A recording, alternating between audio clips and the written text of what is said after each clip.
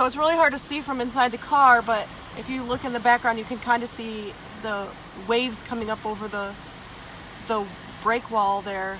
But the weather here is just, the wind is so intense. I don't even know the mile per hour right now. But if you see previous, there's some footage of Luna Pier, Michigan, how it's just coming over that that wall, that pier actually, that people go on and fish all the time, and it's just being onslaughted with these waves.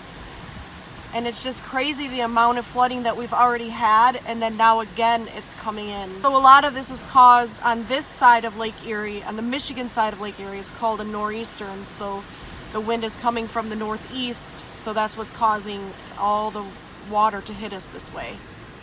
So living on Lake Erie, on the Michigan side, we don't get the lake effect snow, but when there's a nor'easter, then we get hit by the waters.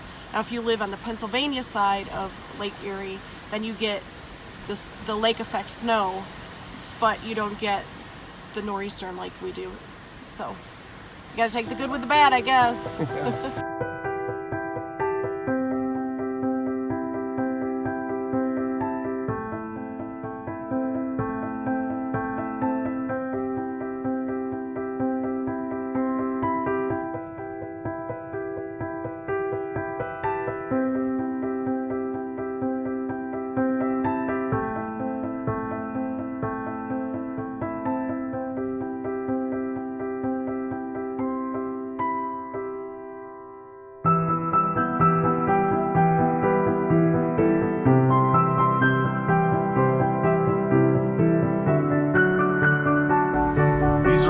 Everybody who lives on the shoreline, they've moved their cars out to here because of the potential flooding, and they don't want their cars to end up in Lake Erie.